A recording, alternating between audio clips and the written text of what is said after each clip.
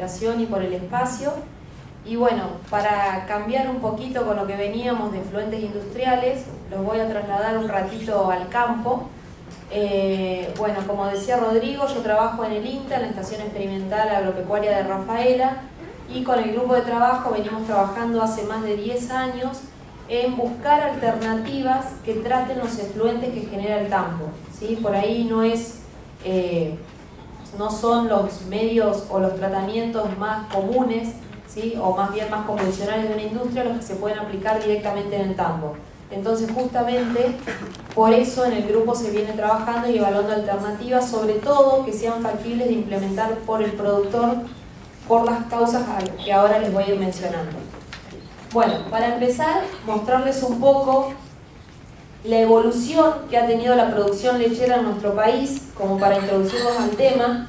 Fíjense que si vemos el número de tambos en los últimos 30 años aproximadamente, ha ido disminuyendo significativamente el número de tambos, pero eso no significa que haya disminuido el número de animales.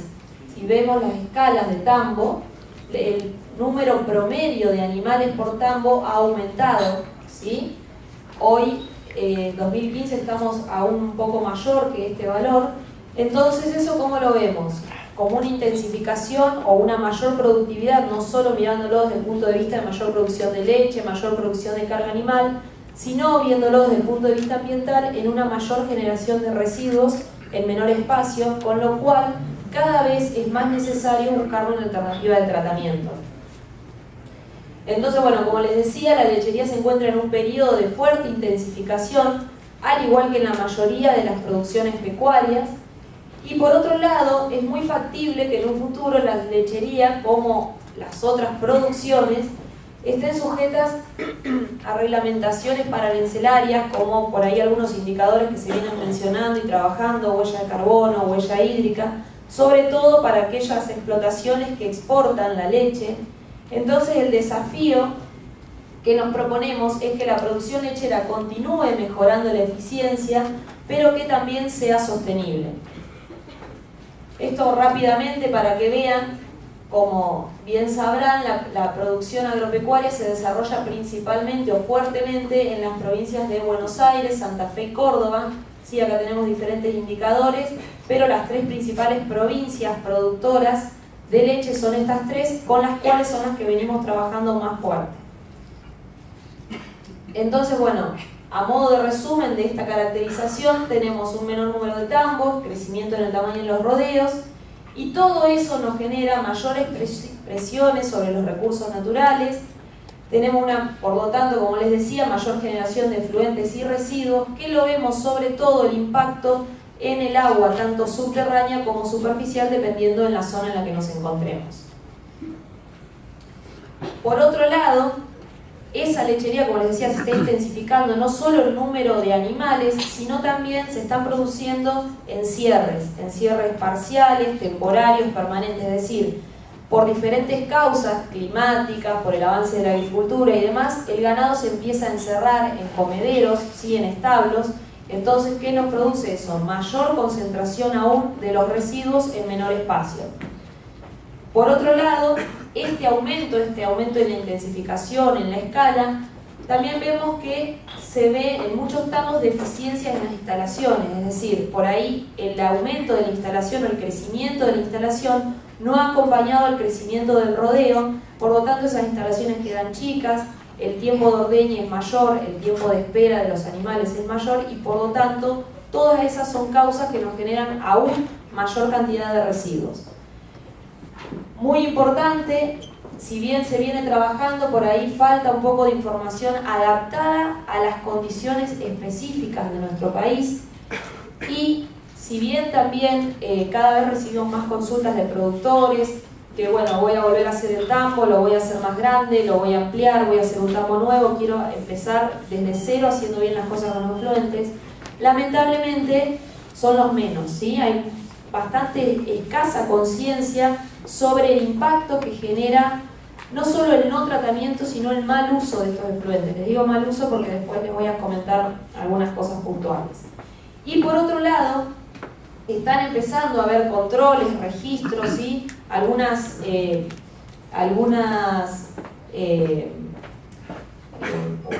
algunos casos de denuncias, ¿sí? Por algunas descargas puntuales. Entonces, bueno, todo eso hace necesario que tengamos que seguir trabajando con este tema. En cuanto a los riesgos de impacto ambiental de estos efluentes, principalmente el principal recurso que se ve afectado, como les decía, es el agua, ¿sí? Lo más común es que las napas estén contaminadas con nitratos. Los efluentes de tambo tienen una concentración muy alta de nitrógeno, como ustedes saben. El nitrato lixivia rápidamente. Hay zonas en las que las napas, consecuencias también de las intensas precipitaciones y demás, están cada vez más altas. Entonces el riesgo y la vulnerabilidad es cada vez mayor. También vemos afectado la calidad del aire, como han mencionado en alguna de las charlas, por las emisiones de gases de efecto invernadero, es un material orgánico que se degrada, ¿sí? Que produce metano, los olores, y en menor medida, pero no menos importante, el suelo, ¿sí? El suelo, por estas acumulaciones discretas, mal acumulaciones discretas, también se ve impactado. Bueno, un poco para mostrarles algunas fotos. Otro problema que tenemos son las distancias. Lo más común encontrar en los tambos es que las lagunas de efluentes estén muy pegadas a la instalación del tambo. Eso es básicamente consecuencia de que cuando el productor ha hecho el tambo tiene que sacar tierra para levantarlo, y por cuestiones lógicas de transporte, de tiempo, de movilidad, la tierra se saca desde el medio más próximo. Entonces donde quedó esa fosa, ahí van los efluentes, ¿sí? Fíjense, en este caso tenemos un molino que es el que extrae agua, y alrededor del molino toda la laguna de efluentes. Lo más probable es que ese agua no esté muy buena. Bueno, como les decía, el crecimiento, la mayor generación de efluentes hace que las lagunas empiecen a desbordar. Vengo con la retro, empiezo a sacar, se deforman, ¿sí? Por ahí, además de la cantidad de efluentes, muy poca conciencia, van los animales muertos, basura, ¿sí? Es bastante complicada la situación. Otro tema es la leche de descarte. Como ustedes saben, en el tambo hay un porcentaje que es leche de descarte, que es la que proviene de animales con medicamentos. Bueno, esa leche nosotros recomendamos que no vayan junto con los efluentes por su alto contenido en materia orgánica y por lo que le cuesta a las bacterias que están en la laguna degradar sobre todo la grasa de la leche. Bueno, hay muchos productores que lo siguen tirando, ¿sí? Y acá ven en las mismas lagunas cómo queda acumulada, no se degrada. Y si eso va a una cuneta, ¿sí? Podemos encontrar varios metros y hasta kilómetros de esta grasa a lo largo de cunetas públicas inclusive. Entonces, cuando yo a los productores les empiezo a comentar todo esto, los productores me dicen que la generación de efluentes para ellos es un problema. Lo que yo trato de hacerles ver es que lo tienen que ver como un recurso, ¿sí? ¿Y eso por qué es? Porque estos nutrientes, que ahora se los voy a mostrar, tienen un alto contenido en estos efluentes tienen un alto contenido en macro y micronutrientes y en materia orgánica.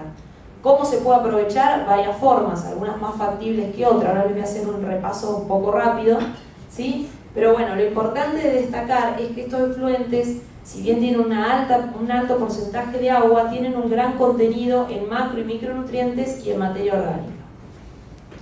Pero depende de lo que el productor haga con esos efluentes, cómo los maneje, los trate, los use o los destine, va a tener un problema o un recurso. Entonces por ahí a veces los productores ni siquiera saben qué generan o cuánto generan, ¿sí? Para hacerles un repaso rápido, esto es lo que llamamos nosotros efluentes de tambo. Todo lo que proviene del lavado de los equipos, de la ordeñadora, de la línea de leche, el lavado de la ubre del animal previo al ordeño, el lavado de pisos y en muchos casos el agua de lluvia que cae sobre techos y pisos de la instalación. Esto no se los voy a detallar, después si lo quieren yo se los puedo pasar, pero es una estimación, un cálculo de la generación de efluentes para un tambo de 300 animales en ordeñe, ¿sí? Son todas las fuentes que le mencioné recién, con las cantidades aproximadas de litros que se generan por año, ¿sí? Y la cantidad de estiércol, para que tengan una idea, se recupera en el corral de espera el 10% de lo que el animal defeca durante todo el día, que eso equivale entre 4 y 5 kilos por animal en el corral de espera para los 2 ordeñes. Entonces eso para un tambo de 300 animales nos hace casi alrededor de 8 millones y medio de litros de efluentes al año, nosotros siempre para dimensionar estimamos una cantidad de efluentes por vaca, ¿sí? Por día. Entonces con estos volúmenes tendríamos casi 80 litros por vaca por día. Ahora bien, una de las principales cosas que hay que hacer es tratar de reducir el consumo de agua para después ver cuál es el mejor tratamiento.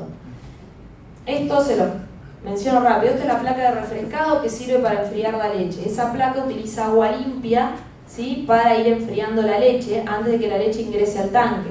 La leche tiene que estar conservada a 4 grados, ¿sí? Sale a 37, entonces para bajar y reducir el consumo de electricidad del tanque se pasa por la placa primero.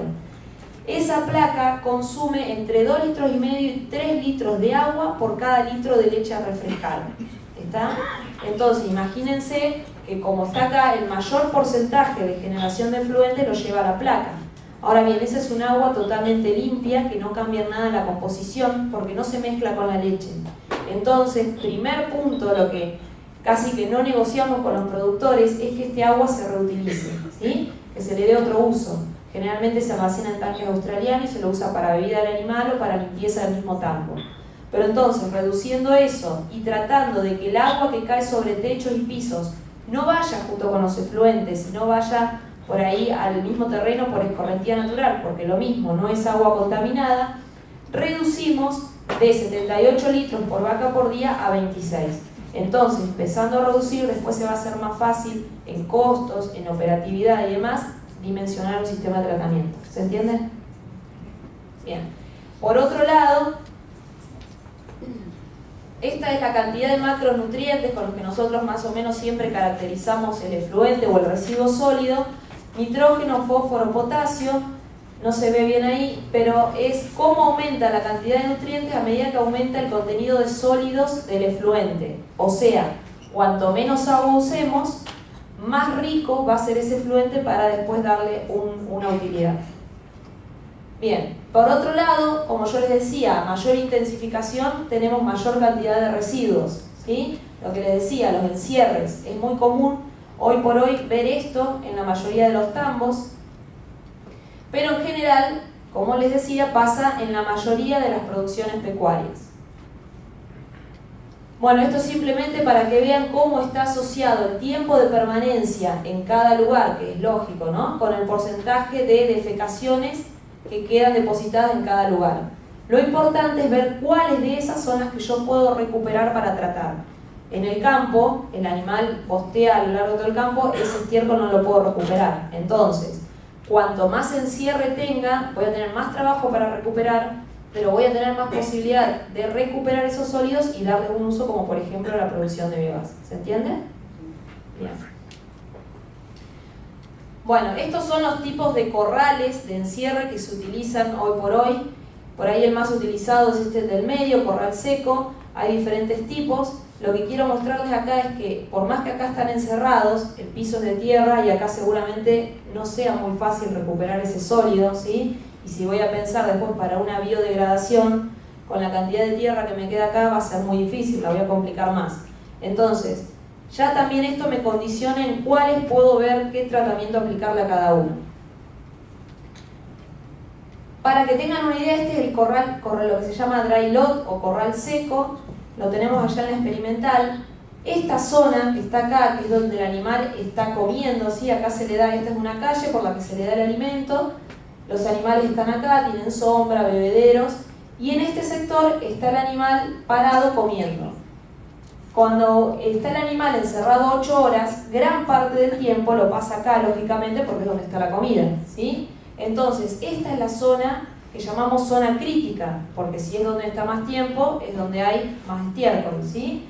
Para que vean, estos son de evaluaciones que estuvimos haciendo, para un encierre de 8 horas, podemos recuperar hasta el 17% más, además del corral de espera, del estiércol que deposita el animal. O sea, nos hace entre 5 y 8 kilos más de estiércol por vaca por día. Ahora bien, si tenemos un encierre de 24 horas, podemos recuperar hasta el 40%, ¿sí? Si lo que defeca un animal son entre 45 y 50 kilos, podemos estar hasta 20 kilos, ¿sí? De estiércol por vaca por día. Bueno, cuando yo le pregunto a un productor, ¿hace manejo de efluentes? Sí, me dicen. y por ahí me encuentro con esto, ¿sí? Esto es algo bastante ordenadito. Entonces, bueno, eso es lo que tenemos que trabajar. Y esto es una encuesta que hicimos para ver cuál es el destino de los efluentes crudos, es decir, ni bien salen del tambo, ni bien se generan. Un relevamiento en las principales cuencas lecheras del país. Fíjense que el 70% aproximadamente va en el efluente a lo que llamamos lagunas artificiales, fosas, cavas, ¿sí? Esas lagunas que no son lagunas de tratamiento, es decir, no están dimensionadas, sino, como les explicaba hoy, consecuencia de movimientos de tierra, ¿sí? Hay algunos que van directamente a cuerpo de agua, imagínense las consecuencias, y bueno, después tenemos otros casos que los reutilizan en potreros, van a las cunetas, y muy poquitos que hacen un reuso directo, pero un reuso bien hecho. Bueno, como destino final del efluente, una vez que está en esa fosa, podemos encontrar un montón de alternativas.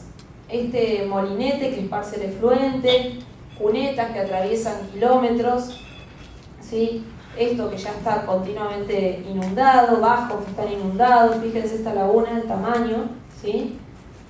Bueno, encontramos opciones variaditas y para todos los gustos. Entonces, el desafío es poder pasar de algo así a al menos tener una laguna que esté bien dimensionada y en lo posible también que esté impermeabilizada. O sea, lo que queremos es que cómo se ve el tambo o cómo se lo veía por ahí es principalmente desde el punto de vista productivo económico, un poco ambiental y en menor escala social. Lo que nosotros pretendemos es que los tres ejes tengan el mismo valor, ¿sí? Social me refiero también a las condiciones de mano de obra, a los vecinos de los establecimientos. Entonces, bueno, lo que pretendemos justamente es que el foco esté en los tres puntos de vista. Entonces, bueno, ¿cómo? Me dice el productor. Yo le digo, bueno, haciendo una gestión de efluentes. ¿Qué implica esa gestión? La gestión, como les decía, primero tratar de reducir al máximo los efluentes. Por ahí nosotros siempre les hablamos de buenas prácticas. Con pequeños cambios que se hagan en la rutina de ordeño se puede reducir significativamente esa cantidad de efluente y por lo tanto mejorar también la calidad. Y una vez que vemos todos los puntos para reducir, planificar qué vamos a hacer con ese efluente. Bueno, primer paso importante, saber qué es lo que estoy generando, ¿sí? Entonces, bueno, acá para que tengan una idea, estos son efluentes de 48 tambos de la provincia de Santa Fe. Creo que todos sabemos que es DQO y DBO. No, bueno, DQO es demanda química de oxígeno, DBO demanda biológica de oxígeno. Son dos parámetros que indican en forma indirecta la cantidad de materia orgánica que tiene un efluente, ¿sí? O un residuo. DBO es la cantidad de materia orgánica que se puede biodegradar. Es decir, yo para dimensionar las lagunas de tratamiento siempre me baso, entre otras cosas, en este parámetro, DBO, ¿sí? Para que tengan una idea, la legislación de vertidos industriales, para que un efluente industrial pueda ir a un cuerpo de agua, tiene que tener como máximo, según la provincia, pero alrededor de 50 miligramos por litro de DBO. Fíjense el valor promedio, si bien, bueno, esta es otra cosa, son muy variables, depende mucho de la rutina de ordeño, de cada sistema y demás, pero fíjense hasta qué valores alcanza en los tambos, ¿sí? Ese efluente que por ahí yo digo es pura agua, bueno, sin embargo, tiene hasta 9.000 miligramos por litro de DBO, ¿sí? Hay casos y casos, hay casos que tienen 100, pero bueno, es muy variable. Pero esto es para que vean más o menos, tengan una idea de la composición. Y después, en cuanto al material sólido, ¿sí? Al que yo junto del corral, de los corrales de alimentación, o a los que separo a través de, que después lo vamos a ver, de un tamiz para la separación de sólidos. Pero fíjense, por ejemplo, del estiércol que yo recolecto en los corrales, tengo bastante cantidad de nitrógeno, 1.47 y 0.38 de fósforo, contra 0.4 gramos por litro que tengo en el líquido, ¿sí? O sea, ahí es lo que yo trato de hacerles ver siempre a los productores, de valorizar ese residuo sólido, poder utilizarlo. Pero en definitiva, si vamos con los efluentes sin el corral, tenemos muchísima agua, ¿sí? Y ese es uno de los principales problemas o limitantes para cuando las veces que hemos empezado a pensar en producir biogás con estos efluentes.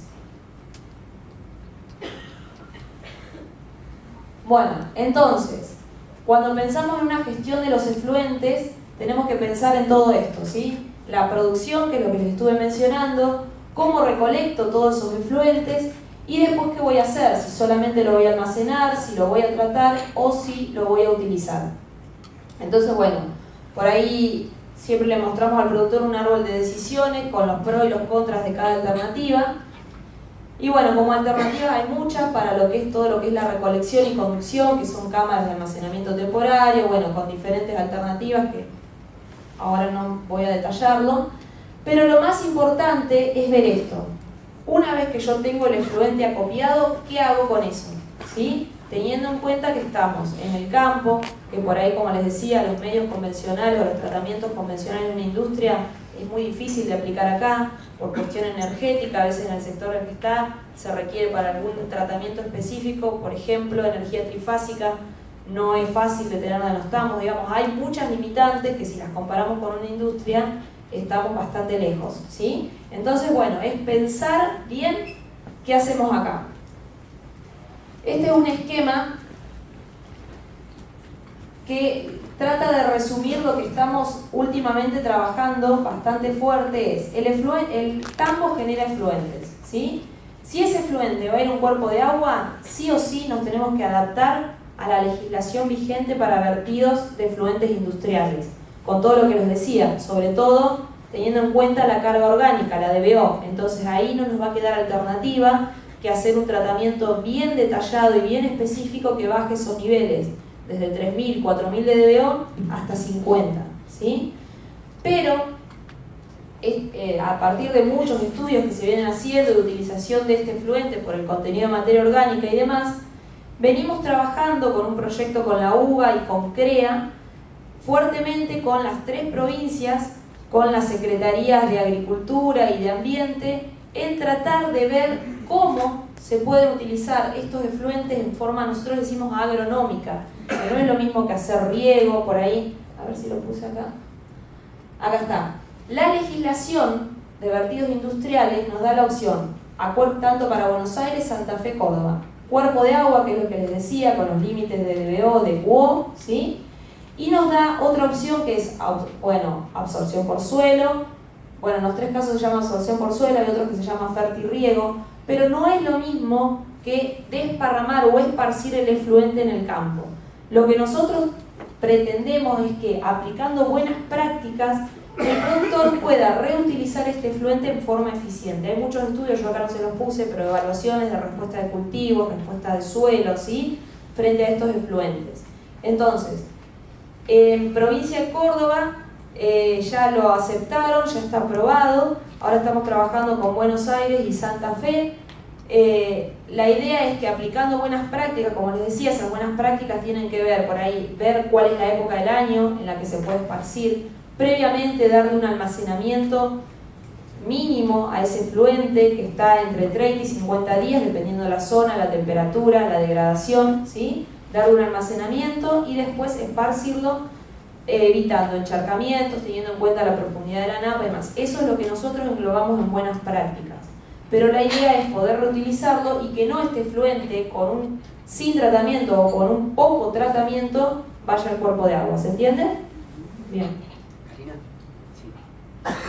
Uy, bueno, entonces rápidamente hemos también evaluado diferentes, en el caso que se haga un tratamiento, tecnologías de tratamiento primario, separación de sólidos. Bueno, hemos evaluado desde algunas tecnologías o alternativas, mejor dicho, más tipo caseras para tambos más pequeños, otras alternativas de tamices. Estamos trabajando con empresas evaluando diferentes tamices. Me voy a pasar rápido si no me retan. Y después tratamiento secundario, el principal tratamiento es la laguna de estabilización, por una cuestión también de facilidad de instalación y de mantenimiento, pero también hemos hecho ensayos con biodigestores. Estas son las lagunas, ¿sí? Lagunas anaeróbicas, seguidas por lagunas facultativas. Esto es un ejemplo, cómo dimensionamos las lagunas. Esto es un ejemplo muy general, ¿no? Después se hace teniendo en cuenta la temperatura del lugar, la escala y demás, pero para que vean cómo dimensionamos de acuerdo al número de animales. Y en cuanto a biodigestores, rápidamente, aprovechando por ahí que es una de las temáticas centrales de este evento, comentarles rápidamente que hemos hecho trabajos con otras instituciones. Como les decía, tenemos muchas limitantes para lo que es el tambo. Primero, la baja carga de sólidos, ¿sí? La escasa conciencia del productor en lo que implica instalar un biodigestor en cuanto a costo económico y costo operativo. Pero entonces hemos evaluado por ahí lo que se llama codigestión, mezclando para aumentar ese potencial de generación de energía. Hemos hecho ensayos con industrias lácteas haciendo codigestión. Voy a pasar rápido. Y hemos ido sacando cosas que son obvias, resultados que son obvios, pero los hemos probado por ahí variando con y sin agitación, teniendo esta codigestión con diferentes porcentajes y demás. Por ahí son cosas que no son negociables, es decir, la agitación y la calefacción en un biodigestor para que funcione correctamente tienen que estar. Esto lo digo porque por ahí a nivel de tambo se han evaluado alternativas bien económicas, poco costosas, y que a la larga el productor dice, no, esto no me da nada, no me sirve, lo único que hace es problema, y por ahí muchas veces se quema la tecnología, y la tecnología o la alternativa de generar biogás es muy buena, solamente que hay que tener cuidado cómo se implementa, ¿sí? Porque a mí me ha pasado, yo ahora a los productores les hablo de biogás y salen corriendo, ¿sí? Entonces, tratar de ver estas cosas y mostrarle estas cosas a los productores, que haciendo bien las cosas, independientemente del costo y demás, la tecnología sirve. Hay que buscar por ahí cuál es más aplicable y no. Por ahí un tambo pastoril, en donde solamente recupero el efluente líquido, ¿sí? Con todo lo que yo les comentaba, y lo más probable es que no sea muy factible. ¿Está? Entonces, buscar cuál es la mejor alternativa. ¿Se entiende? Algunos resultados, otros proyectos que hemos hecho. Y para terminar, mostrarles, esto es la cantidad de tambos que hay, ¿sí? Esto es en escala, está en litros por día. ¿Y qué porcentaje hay de esos tambos en nuestro país? Fíjense, la mayoría de los tambos están entre lo que es 60 y 150 vacas ordeñe, y si nos ampliamos un poco más, ¿sí? Estamos hasta 350 vacas en ordeñes. Es acá donde tenemos que buscar una solución y donde nosotros estamos tratando de ver si la aplicación del biogás es factible en esta escala. Por ahí, en diferentes grupos dentro de INTA, se está trabajando con lo que es el pequeño productor, ¿sí? Pequeño, que por ahí tiene pocos animales o tiene también residuos de la huerta y demás, entonces puede mezclar todo en un biodigestor de muy bajo costo, pero para los requerimientos que tiene, que son mínimos, por ahí, le sirve, ¿sí? A grandes escalas, en el otro extremo, también hay desarrollados en el país grandes biodigestores con grandes inversiones, grandes insumos, ¿sí? Por ahí estos biodigestores no solo va el efluente pecuario, sino se complementan, como mencionaban hoy, con lo que son cultivos energéticos, ¿sí? Pero yo a un productor medio no le puedo pedir que me haga cultivos energéticos, que me haga un sistema de esto. Entonces el desafío es poder buscar o encontrar, ¿sí? Soluciones diferentes a las lagunas de tratamiento, obviamente, que estén en esta escala. Por ahí es buscar esto, si este circuito, que hoy también lo mencionaban, si este circuito de generación de efluentes, recupero sólidos, va a un biodigestor, el fertilizante lo distribuyo, ¿sí? Si este circuito cierra en esta escala. Y esto un poco, solamente comentarlo, hace unos años estuve en España haciendo una maestría trabajando en biogás y me llamó mucho la atención este proyecto que tenían, que yo participé, se llama ProBiogás, en el que intervienen instituciones de todo el país, ¿sí? Pero instituciones educativas, instituciones del Estado y empresas privadas. ¿Sí? Fíjense, todas estas son las empresas, todas relacionadas obviamente de alguna forma al biogás. Y entonces, de acuerdo a la zona en la que se encuentra cada aglomeración de esas industrias, universidades y empresas, se trabajaba en la codigestión o en la digestión de los residuos que eran máximos en cada región, ¿sí? De la mayor producción de residuos de cada región. Entonces después, bueno, se iban haciendo reuniones periódicas, viendo los avances, pero eran todos trabajando en pro de algo. Me pareció muy interesante y creo que por ahí este es un ámbito bueno para mencionarlo, que sería por ahí bueno intentar hacer estas cosas. Creo que sería mucho más fructífero que estar trabajando así un poco atomizados y repitiendo por ahí los mismos errores que otros ya los hizo. Entonces, bueno, a modo de resumen, el desafío es afianzar y fortalecer las relaciones y trabajos conjuntos con instituciones y empresas nacionales e internacionales, participación en espacios de red, tratar de generar unidades operativas demostrativas. Por lo menos a lo que es el productor, las cosas muchas le entran por los ojos, ¿sí? Entonces si yo veo que a alguien le funciona, y bueno, me voy a tirar a hacerlo, ¿sí? Generar información con insumos locales, lo que se mencionaba por ahí en el bloque anterior, muy importante. Y bueno, esto solamente les comento un caso que lo fui a ver hace un tiempo y me gustó muchísimo. Si bien no es leche, es carne, producción de carne.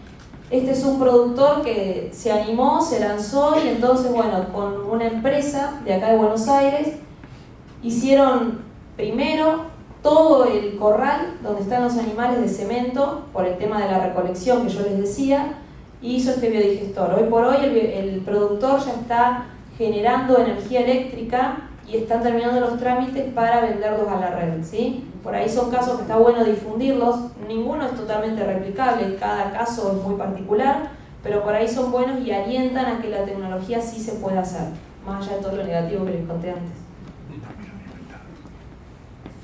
Bueno, y una vez que hagamos, para terminar en la utilización, hacemos el tratamiento que hacemos, lo que podemos hacer con estos residuos que nos quedan, ya sean líquidos o sólidos, esparcirlos con buenas prácticas como les mencionaba hoy. Rápidamente para que vean, esto es la cantidad de nutrientes que yo llevo cuando separo ese material sólido por un tamiz, un decantador o el que junto de los corrales, ¿sí? En kilos absolutos, y esta es la cantidad de nutrientes que yo llevo en un tanque si esparzo el efluente líquido, sin separar nada, como sale del tambo, como les contaba hoy. La relación es 30:1, es decir, si yo lo miro desde el punto de vista de fertilizantes, de nutrientes, ¿sí? Para equiparar lo que yo voy a llevar en un viaje de sólidos, tengo que hacer 30 viajes de líquidos. Eso al productor también le impacta mucho porque implica tiempo, combustible, ¿sí? Operarios. Entonces también es un valor importante a tener en cuenta. Desde el punto de vista ambiental, no perder de vista nunca que hay muchas interacciones que ocurren cuando yo estoy haciendo ese esparcido, ya sea de líquido o de sólido, ¿sí? El tema de patógenos, no se los mencioné, pero es un tema muy importante y que también estamos estudiando y evaluando. Todo el tema de nitratos, ¿sí? Bueno, volatilización y demás. Este es el sistema que tenemos en Rafaela, es un sistema de separación de sólidos, lagunas, un filtro y después reutilizamos el agua para el lavado de los pisos de los corrales, solamente los pisos de los corrales y no del tambo, porque todo este efluente está tratado pero no está desinfectado, ¿sí? Entonces, lavamos solamente el piso del corral de espera, este es el tamiz. Bueno, son todas las alternativas que hemos ido evaluando, las paso rápido. Yo si quieren después esto se los paso. El filtro, ¿sí? Y entonces, como les decía, ese agua lo reutilizamos, ese agua tratada lo reutilizamos para lavar los pisos de los corrales de espera. No sé si acá alcanzan a ver un caño rojo, este es de plástico, entonces por acá vienen los efluentes desde el sistema y con eso recuperamos alrededor del 50%, es decir, reducimos el 50% de extracción de agua de napa para lavar los pisos de los corrales. Esto es un poco de datos sobre eficiencia del sistema, desde que el efluente se genera en el tambo hasta que sale desde el filtro. Entonces, bueno, por un lado recuperamos sólidos orgánicos con el separador de sólidos y por el otro lado reducimos la cantidad de efluentes que generamos. Bueno, esto de los costos, si quieren después lo charlamos, así no me retan. Lo importante, sí, lo importante es que hay que tener en cuenta que no solamente la alternativa me va a solucionar todo, sino que sea más tecnología o menos tecnología, tengo que procurar que sea sostenible, por lo menos a lo que es el productor, tanto económica como operativamente, ¿sí? O sea, tratar de mantener estos tres ejes al mismo nivel. Y como conclusión, los sistemas ganaderos tienen un potencial de contaminación alto, es verdad, por todo lo que les mostré, pero por ahí, a diferencia de otras actividades productivas, la solución puede estar en el mismo lugar en donde se produce y en general se puede resolver con tecnologías que, aunque se las pase muy rápido, de costos muy amplios. Bueno, listo, muchas gracias.